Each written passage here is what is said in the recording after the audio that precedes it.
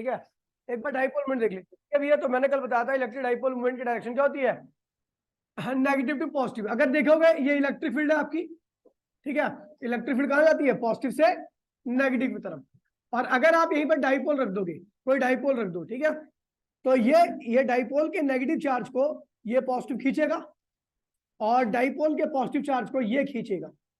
तो electric field की direction क्या है, negative to positive to negative. लेकिन उसी के अंदर ये डाइपोल खुद को कैसे अलाइन करेगा, उल्टा, ठीक है।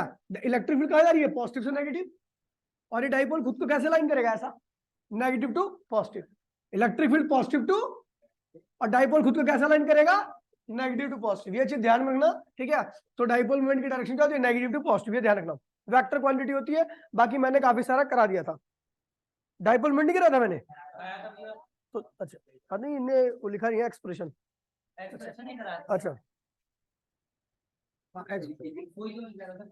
देखिए, ओए ये आपका डाइपोल है, नेगेटिव चार्ज ओए पॉजिटिव चार्ज, और यहाँ पे दूरी कितनी है दोनों के बीच में, चार्ज के बीच में आर, और ये है आपकी इलेक्ट्रिक फील्ड, ठीक है।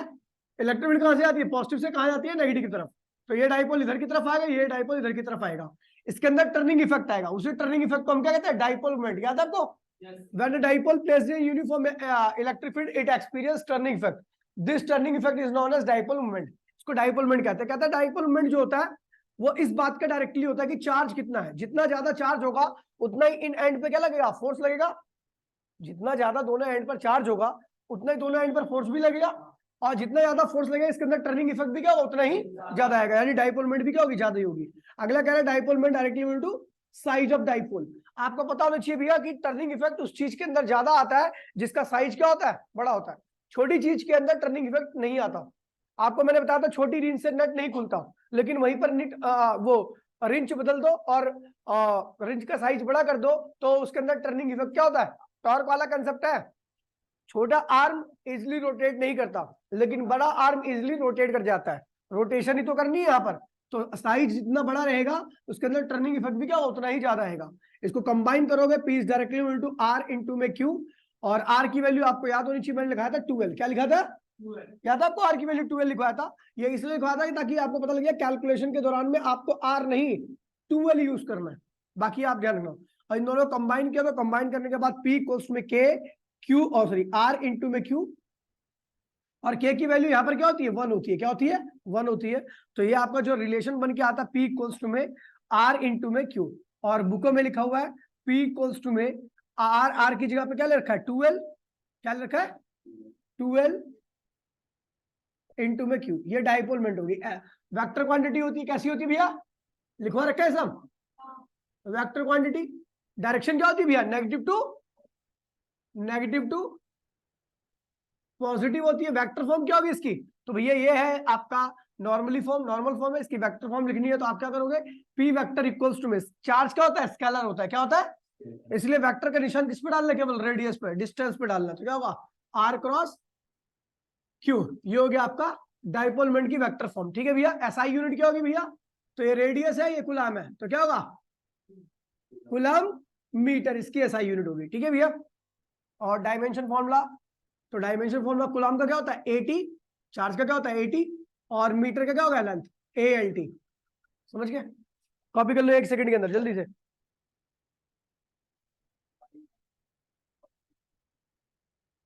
देखिए, अब देखिए डाइपोल, हमारा टॉपिक क्या चल रहा था, electric field due to different body.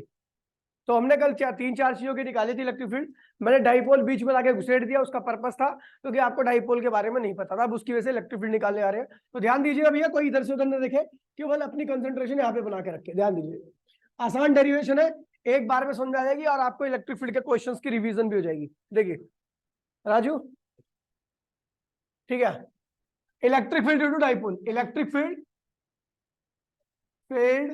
Due to और डाइपोल, डाइपोल की वजह से आपको इलेक्ट्रिक फील्ड निकालनी है। इसके 3 केस है, ध्यान दीजिए। पहला है एक्सियल, पहला क्या है, एक्सियल। आपको एक बात बता दूं कि डाइपोल का एग्जांपल मैंने क्या लिखवाया था, SCl, NaCl, KCl, है ना, ये लिखवाया था। तो ये बहुत छोटे मॉलिक्यूल्स होते हैं, मॉलिक्यूल्स छोटे, डाइपोल यानी बहुत छोटा होता है, डाइपोल मतलब बहुत छोटा, और डाइपोल का साइज नेग्लिजिबल होता है। तो ये ध्यान रखना, साइज यहाँ पर साइज ऑफ डाइपोल क्या होगा, टेंस टू 0, ना के बराबर होगा। ठीक है भैया, जहां पर 0 करने की जरूरत है वहां पे 0 कर देना डाइपोल के साइज को।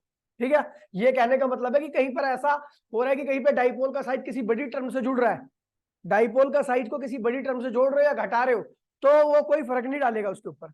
मान लीजिए 1 लाख में से 1 रुपया घटा दो जोड़ दो, क्या फर्क पड़ने वाला है? तो वही हिसाब किताब होगा अगर डाइपोल के साइज को किसी साइज के साथ जोड़ोगे या घटाओगे। समझ गए? अब देखिए, आप एक्सियल कर रहे हो, एक्सियल का मतलब होता है ये डाइपोल है, ये माइनस चार्ज है और ये क्या है, ये प्लस चार्ज है। ये ए है और ये क्या है, बी है। ये इसके बीच में सेपरेशन एल है और इसके बीच में सेंटर से लेके, ये सेंटर है इसका। ठीक है, डाइपोल का सेंटर से इसकी दूरी एल है, सेंटर से इसकी दूरी एल है, ध्यान दीजिएगा भैया। और यहां से एक पॉइंट आर डिस्टेंस पर इधर लोकेटेड है, इसकी दूरी कितनी है, आर। इस पॉइंट पर आपको, इस पॉइंट पर इलेक्ट्रिक फील्ड निकालनी है। डाइपोल के सेंटर से इस पॉइंट की दूरी कितनी है, आर है, और आपको इसी पॉइंट पर क्या निकालनी है, इलेक्ट्रिक फील्ड निकालनी है। अच्छा देखिए, ये चार्ज कैसा है, पॉजिटिव। पॉजिटिव चार्ज की इलेक्ट्रिक फील्ड मैंने आपको बता रखा है, हमेशा क्या होती है, किसी पॉइंट से उससे दूर जाती है, electric field due to B. ये नेगेटिव चार्ज है, इसकी इलेक्ट्रिक फील्ड इस पॉइंट पे क्या होगी, इसकी तरफ आएगी, इलेक्ट्रिक फील्ड ड्यू टू क्या है, ए। अच्छा बताओ कौन ज्यादा स्ट्रॉन्ग होगा, ये ज्यादा स्ट्रॉन्ग होगी, ये ज्यादा स्ट्रॉन्ग होगी, बी, क्योंकि बी ज्यादा क्लोज में है इस पॉइंट के, और ए क्या है, दूर है। तो बी क्या है, here B electric field due to B is greater than electric field due to A, electric field due to B is greater than electric field due to A. समझ गए ना क्यों? अब एक चीज देखिए, इस चार्ज से इस पॉइंट की दूरी कितनी है, ये आर है और ये क्या है, अब आर में से अगर मैं इतना माइनस कर दूं तो इस चार्ज की दूरी पता लग जाएगी मुझे, आर माइनस एल। और इस चार्ज से इसकी दूरी कितनी है, तो आर में इतना जोड़ दूं तो क्या होगा, आर प्लस एल, ये ध्यान रखना। ठीक है, तो बस आते हैं भैया, ये ज्यादा इलेक्ट्रिक फील्ड है, ये कम इलेक्ट्रिक फील्ड है। Total electric field at axial line equals to में क्या हो जाएगा आपका, electric field B minus electric field A. Electric field B कितनी है भैया, तो देखिए फॉर्मूला आपको पता है, ये चार्ज है, पॉइंट चार्ज है। फॉर्मूला क्या होता है, के क्यू, चार्ज की दूरी कितनी है इससे, आर माइनस एल का होल स्क्वायर, और के क्यू आर प्लस एल का होल स्क्वायर। और के क्यू हमने क्या किया, कॉमन ले लिया, अंदर होगा देखिए भैया 1 माइनस आर माइनस एल का होल 1, ये हो गया, और ये हो जाएगा आपका 1 आर प्लस एल का होल स्क्वायर। कोई दिक्कत तो नहीं है? उसके बाद हमने क्या किया, ई एक्सियल इक्वल्स टू में, ये देखिए इसके मल्टीप्लाइज में, इसके मल्टीप्लाइज में, नीचे वालों की आपस में करते ना, तो ये हो जाएगा आपका के क्यू, इसकी मल्टीप्लाइज में करो, स्क्वायर खोल देना, तो क्या होगा, R square L square plus 2 RL। इसकी मल्टीप्लाइज में कर दो और स्क्वायर खोल दो, तो क्या होगा, minus R square plus L square minus 2RL upon में इन दोनों की आपस में करो, तो एक ब्रैकेट में ए माइनस बी, एक ब्रैकेट में ए प्लस बी, तो R square plus L square. लेकिन हम देख रहे हैं दोनों का स्क्वायर भी है, तो इसलिए होल स्क्वायर कर दीजिए, कोई दिक्कत तो नहीं है। चलो भैया, तो ई एक्सियल क्या होगा, ध्यान दीजिए, के क्यू, अगर माइनस की मल्टीप्लाई में करूंगा तो ये माइनस आर हो जाएगा, ये प्लस आर कैंसिल हो जाएगा, इस माइनस की मल्टीप्लाई में करूंगा तो माइनस एल हो जाएगा, यहाँ पर प्लस एल है वो भी कैंसिल हो गया, इस माइनस की मल्टीप्लाई में करूंगा तो ये क्या होगा, प्लस हो जाएगा, 2RL 2RL, तो क्या होगा 4RL, 4RL को लिख दिया 2R इंटू में 2L, कोई दिक्कत तो नहीं है, 4RL को 2R इंटू में 2L लिख दूंगा, 4 लिख दे, ठीक है। और आप देख रहे हो क्या है, डिस्टेंस है, और ये क्या है, डाइपोल का साइज है, ये क्या है, ये डाइपोल का साइज है। मैंने आपको बताया ये सिंपल वर्ड में कि किसी भी डिस्टेंस में से अगर आप डाइपोल के साइज को माइनस करते हो या प्लस करते हो उसमें कोई फर्क नहीं पड़ता, तो यानी क्या होगा, ये क्या होगा, आर स्क्वायर के बराबर ही आएगा। तो ये हो जाएगा आपका के क्यू इंटू में 2L, क्यू इंटू में 2L मैंने आपको बताया था डाइपोल मोमेंट होता है, क्या होता है, क्यू इंटू में 2L डाइपोल मोमेंट, पी लिख दिया, और ये 2R इसको लिख दिया, और नीचे क्या होगा, आर की पावर 4, ये क्या हुआ 3 बार गया, तो ये ई एक्सियल क्या आ गया, K2P अपॉन में आर क्यू, ये एक्सियल पॉइंट पर डाइपोल की वजह से इलेक्ट्रिक फील्ड आ गई। अब एक चीज देखिए, आप देख रहे हो, आपने अभी मैंने आपको बताया डाइपोल मोमेंट की डायरेक्शन क्या होती है, ये होती है, डाइपोल मोमेंट की डायरेक्शन नेगेटिव टू पॉजिटिव। और यहां पर जो दोनों इलेक्ट्रिक फील्ड का डिफरेंस आ रहा है वो किधर होगा, लेफ्ट में या राइट में, क्योंकि राइट वाली चीज क्या है, बड़ी है, लेफ्ट वाली चीज क्या है, तो टोटल इलेक्ट्रिक फील्ड जो एक्सियल पे आ रही है उधर की। हम देख रहे हैं डाइपोल मोमेंट और इलेक्ट्रिक फील्ड दोनों की डायरेक्शन क्या है, सेम है। तो जब आप इसकी वेक्टर फॉर्म लिखोगे तो क्या लिखोगे, ए एक्सियल वेक्टर इक्वल्स टू में K2P वेक्टर अपॉन में आर क्यू, यहां पर प्लस लगा दोगे, क्या लगा दोगे, प्लस ये बताएगा कि ई एक्सियल एंड पी वेक्टर क्या है, आर इन सेम डायरेक्शन, दोनों क्या है सेम डायरेक्शन में। ठीक है भैया, कॉपी करो। मैंने देखिए ये पॉइंट के ज्यादा क्लोज है बी, यानी ये इलेक्ट्रिक फील्ड क्या होगी, स्ट्रांग होगी। इस पॉइंट से दूर है ये ए। हाँ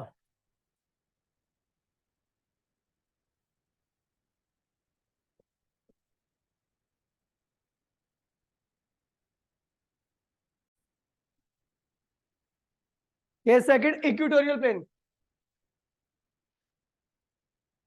ये एक्सियल था, अब आ रहा है इक्वेटोरियल। ये सेकंड इक्वेटोरियल। भाई देखिए प्लीज, इक्वेटोरियल लाइन में निकालने आ रही है क्या भैया, माइनस चार्ज है, ये क्या है प्लस चार्ज है। यहां से यहां तक की दूरी एल है, यहां से यहां तक की दूरी भी क्या एल है। इसके सेंटर से दूरी कितनी है भैया, आर है। और आपको बता दूं ये भैया बाइसेक्टर है, क्या है ये, मतलब कि इसको आधा काट रहा है, इसको आधा इधर काट रहा है। ठीक है, और परपेंडिकुलर बाइसेक्टर को हम क्या कहते हैं, इक्वेटोरियल लाइन। क्या कहते हैं इसको, परपेंडिकुलर बाइसेक्टर को हम इक्वेटोरियल लाइन कहते हैं। ठीक है, ध्यान दीजिए भैया, मुझे इस पॉइंट पर क्या निकालनी है, इलेक्ट्रिक फील्ड। ठीक है, तो अपने को दिख रहा है ये एक ट्राइंगल सा बन गया, और ये नेगेटिव चार्ज है, इस पॉइंट पर जो भी इलेक्ट्रिक फील्ड होगी वो इसकी तरफ आएगी, है ना। और ये पॉजिटिव चार्ज है, इसकी जो भी इलेक्ट्रिक फील्ड होगी क्या होगी, इस पॉइंट से बाहर की तरफ जाएगी ऐसे। अच्छा, दोनों का ई ले रखा है, इसका रीजन है क्योंकि आपको पता है ये एल है ये एक्स है, तो ये जो ये होगी पी ए बी, तो पी ए पी और बीपी दोनों की वैल्यू क्या होगी भैया, ये आर है ये एल है, तो क्या होगा under root L R square plus L square. और ये भी अंडर रूट, देखिए ये भी एल है ये आर है, ये भी एल है ये भी आर है, तो भैया हमने क्या लिख दिया, इसकी value R square plus L square under root में, ये इसकी वैल्यू भी R square plus L square under root में। ये लिख रखा है, दोनों एपी और बीपी दोनों बराबर है, दोनों जगह पे चार्ज का मैग्नीट्यूड भी क्या सेम है, यहाँ पर भी चार्ज क्यों है, यहाँ पर भी चार्ज क्यों है। तो चाहे ये इलेक्ट्रिक फील्ड हो चाहे ये इलेक्ट्रिक फील्ड हो, दोनों ही क्या है पी पॉइंट पर है, दोनों का मैग्नीट्यूड क्या होगा, सेम होगा।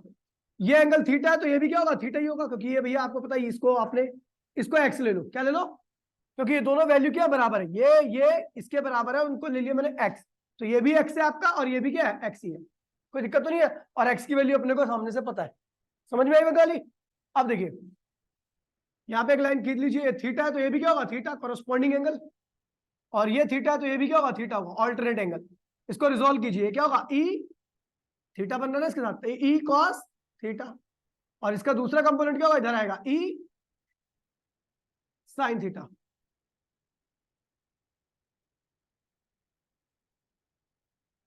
ई साइन थीटा, ठीक है। ऐसे इसको रिजोल्व करोगे तो इसका एक कंपोनेंट क्या होगा ई कॉस थीटा, इसका दूसरा कंपोनेंट क्या होगा ई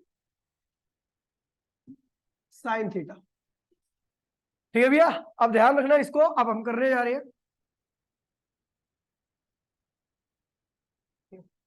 और यहाँ पे मैं आपको बता दूं, इसको बेकार में डब्बे में बंद कर दिया। आपको पता डाइपोल का साइज क्या, बहुत छोटा है, तो बहुत बड़े में से बहुत छोटे को प्लस करोगे माइनस करो कोई फर्क पड़ने वाला नहीं है। तो इसको हम लिख देंगे ए पी बराबर में बी पी बराबर में अंडर रूट एक्स बोले तो X, sorry under root R बोले तो ये स्क्वायर है ना, बहुत बड़ा, ये एल स्क्वायर है यार, ये एल स्क्वायर है, ठीक है। तो R square plus L square क्या होगा, आर स्क्वायर के बराबर होगा, है ना। अंडर रूट आर स्क्वायर बराबर में एक्स, तो यानी आर ही आएगा आपका, ठीक है, बराबर में आर। कोई दिक्कत तो नहीं है। अब देखिए करने आ रहा हूं मैं, तो अपने को पता है भैया, आप स्टेटमेंट लिख रहा हूं,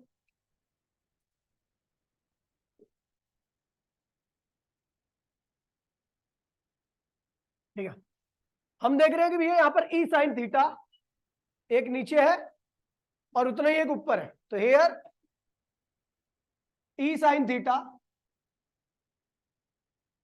up and E sine theta down are equal so they cancel to each other, कह रहा है कि ये भी उतना ही है ये भी उतना ही है, ठीक है, तो ये दोनों एक दूसरे को क्या करेंगे, कैंसिल कर देंगे। So total field at point P equals में क्या होगा आपका 2p cos थीटा। p कैसे होगा बे, 2p आएगा ना, 2 चार्ज है तो 2 मैंने 2 ऐड करूंगा। कल मैंने इसलिए नहीं किया था क्योंकि वहां पर फाइनाइट चार्ज था, उसको इंटीग्रेट किया था, समझा? ये अंतर है। यहाँ पर 2 चार्ज है, फाइनाइट है, इसलिए 2 किया मैंने। वहां पर कल वाले में मैंने p ही लिखा था क्योंकि वहां पर इनफाइनाइट नंबर थे, उसके बाद इंटीग्रेट किया था लिमिट लेकर के, समझा? तेरे से बच्चे बहुत पिटते मेरे सुअर कहीं के। 2, अबे p क्यों लिख रहा हूँ? p बोलेगा, e बोल, अच्छा e की वैल्यू क्या होगी भैया? चार्ज, इस चार्ज की वजह से या इस चार्ज की वजह से यहाँ पर इलेक्ट्रिक फील्ड, तो चार्ज की वजह से इलेक्ट्रिक फील्ड क्या होती है? k, चार्ज कितना भैया? q, और दूरी कितनी इन दोनों की? x और x, तो क्या ले लोगे? x square 2x। अबे एक ही x लेगा ना, 2x क्यों ले लेगा? x square. और cos क्या होता है? बेस अपॉन में, बेस ये रहा, हाइपोटेन्यूज क्या ये रहा, बेस क्या है? ये आपका l है, हाइपोटेन्यूज क्या x है, तो k PQL, 2PQL क्या होता है? P होता है, अगर आपको याद होगा, याद है डाइपोल मोमेंट क्या होता है? P कोस में Q 2L, तो ये L Q ये सब क्या हो जाएगा? P हो जाएगा, और नीचे क्या होगा? XQ RQ। और आपको पता है भैया x की वैल्यू किसके बराबर रखी है? R के बराबर, तो electric field eight point P क्या आ गया? KP अपॉन में RQ। और अगर आप देखोगे वेक्टर फॉर्म लिखना हो, क्या लिखना है? Vector form. तो भैया वेक्टर फॉर्म में क्या करोगे? आप देख रहे हो इलेक्ट्रिक डाइपोल मोमेंट क्या है? इधर से इधर है, लेकिन इलेक्ट्रिक फील्ड क्या उल्टी है। तो इस केस में जब आप वेक्टर फॉर्म लिखोगे तो EP vector equals to minus K P vector upon में आर क्यू। ठीक है भैया, इस फॉर्मूले में देख रहे हो कि यहाँ पर 2 नहीं है, वहां पर 2 था जो इससे पहले किया था। तो ये रिलेशन होता है, relation in between axial and equatorial, axial and equatorial. तो भैया क्या होगा एक्सियल? तो आपने, ओए चुप हो जाओ, तो एक्सियल इक्वल्स टू में, एक्सियल में 2 लगा था, इसमें 2 नहीं लगा, 2 गायब है, उसमें 2 था। तो इसका मतलब इसकी जो भी इलेक्ट्रिक फील्ड होगी उसकी डबल क्या होगी? पीछे वाली होगी। तो axial is the 2 times of E equatorial. समझ गए? ये माइनस क्या बता रहा है कि इलेक्ट्रिक फील्ड इसकी लेफ्ट में और डाइपोल मोमेंट इसका क्या है? राइट में। समझ गया? हाँ, कहाँ उल्टा गया? अबे यार इसमें मतलब यहाँ पर, हाँ, तो यहाँ पर देखिए, यहाँ पर जो भी पॉइंट होगा ना, मैं कह रहा हूँ एक डाइपोल की वजह से हर पॉइंट पर इलेक्ट्रिक फील्ड अलग अलग डायरेक्शन में हो सकती है। ठीक है, ये ठीक है, इस चीज को ध्यान रखना, बहुत इंपॉर्टेंट चीज है। ई अपोजिट टू पी, कोई दिक्कत तो नहीं है? ये दोनों अपोजिट थी इसलिए एक के आगे क्या लगा दिया? माइनस लगा दिया। 1 मिनट के अंदर कॉपी कर लो भैया। हाँ सही तो है। अब हाँ नहीं सही है, बिल्कुल सही है। ये क्या यहाँ पर 2 नहीं है? पीछे वाले में 2 था, इसका मतलब अगर ये 2 होगी तो क्या होगा? 4 होगा ना। तो एक्सियल 4 है, ये 2 है, तो मैं लिख दिया एक्सियल इक्वल टू में 2 टाइम्स ऑफ इक्वेटोरियल। डबल आती है हमेशा एक्सियल। समझ गया? सही लगा रखा ना? हाँ, कल क्लास नहीं होगी, संडे को होगी।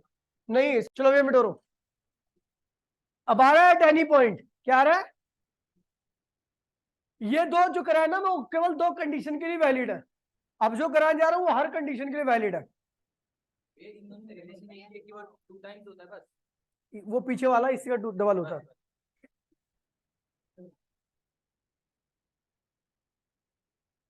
देखिए इसमें थोड़ा ध्यान देना, लॉजिकल है थोड़ा। एट एनी पॉइंट, भाई प्लीज ध्यान दीजिएगा, अगर पूरी नहीं हो पाए तो कल आधी पूरी कराएंगे। ठीक है, ध्यान दीजिए। ये आप भाई प्लीज बोले नहीं कोई भी, ये है आपका dipole, minus Q plus Q. ध्यान दीजिए, डाइपोल मोमेंट क्या होगी? माइनस से प्लस की तरफ। कहां होगी? इस बार कोई पॉइंट यहां पर पड़ा हुआ है, ऐसा पड़ा हुआ है आर डिस्टेंस पर, ये पी पॉइंट है। तो भैया इस ये थीटा एंगल बन रहा है, ये डाइपोल मोमेंट और रेडियस के बीच का एंगल है। डाइपोल मोमेंट और रेडियस के, यही एंगल अगर मैं एक्सियल लाइन लेता हूं तो ये एंगल 0 हो जाता है। क्या होता है?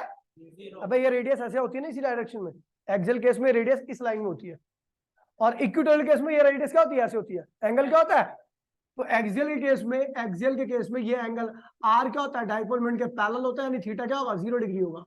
और इक्वेटोरियल केस में आर जो होगा वो डाइपोल मोमेंट के परपेंडिकुलर होगा, थीटा क्या होगा? 90 डिग्री होगा। ध्यान रखना, ठीक है?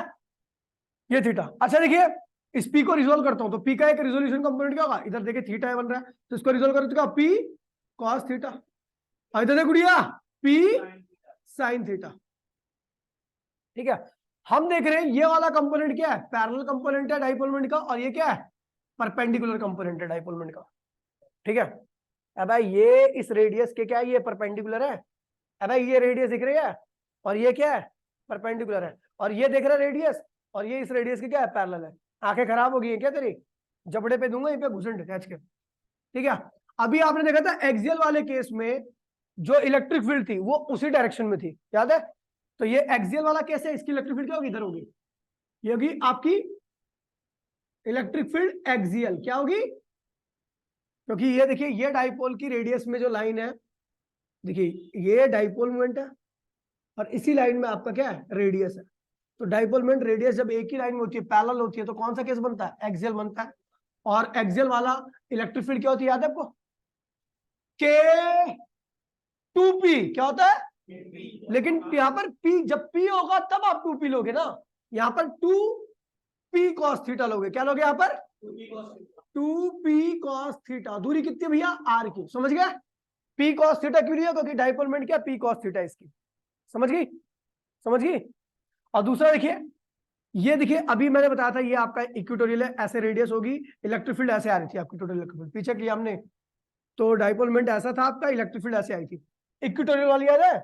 अभी इक्वेटोरियल में डाइपोल मोमेंट ऐसे थी और इलेक्ट्रिक फील्ड उल्टी तरफ आई थी, तो डाइपोल मोमेंट ऐसी है तो इलेक्ट्रिक फील्ड क्या होगी इसकी, इसकी इलेक्ट्रिक फील्ड ऐसे आएगी, तो इसको लिखूंगा ई एक्सियल इक्वेटोरियल, और वो क्या होगी, के 2p लगता था, वहां पे p लगता था, केवल क्या लगता था, लेकिन डाइपोल में जब p होता था तब लगता था ना, यहाँ पर क्या है, p साइन थीटा, क्या होगा, p साइन थीटा अपॉन में क्या होगा, r क्यू।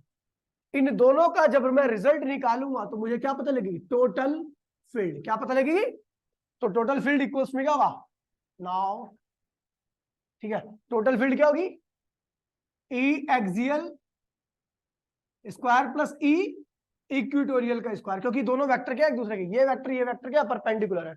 यहां पर वैल्यू डालिए तो भैया आपको पता है ई एक्सियल की वैल्यू क्या रखी है, ये रखिए, इसका स्क्वायर करोगे तो क्या होगा, के square 4p square cos square theta upon में r की पावर 3 का होल स्क्वायर, और इक्वेटोरियल का करोगे तो क्या होगा, के square p square sine square theta upon में r की पावर 3 का होल स्क्वायर। ठीक है, ये हो गया। इसको पूरा सॉल्व करोगे, आपका जो रिजल्ट आएगा कॉमन लेके